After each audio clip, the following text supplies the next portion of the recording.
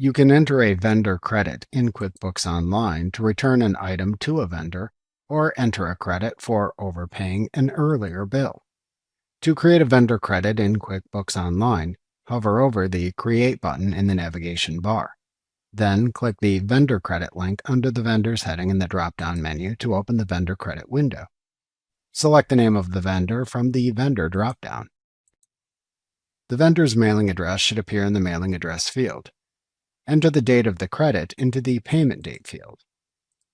To enter a reference number for the vendor credit, if needed, type it into the Reference Number field.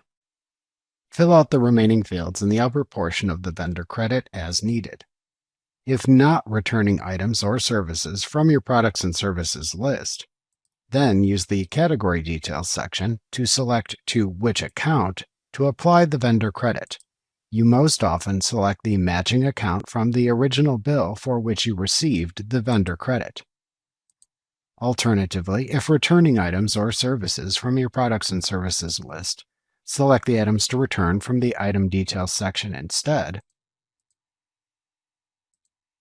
and verify the quantities and amounts to credit. To enter a note about the vendor credit, type it into the Memo field. To attach a file to the vendor credit, use the Attachments field. In the toolbar at the bottom of the window, you can cancel the vendor credit if needed by clicking the Cancel button. To enter a recurring vendor credit if needed, click the Make Recurring button. This is not often needed by most businesses. To save the vendor credit and then open a new window or close the window, click or select a choice from the Save and New/Save and Close drop-down button in the toolbar at the lower right corner of the window.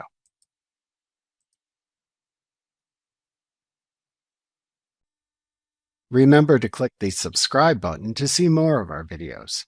See our full suite of courses, instruction manuals, and quick reference guides at www.teachucomp.com.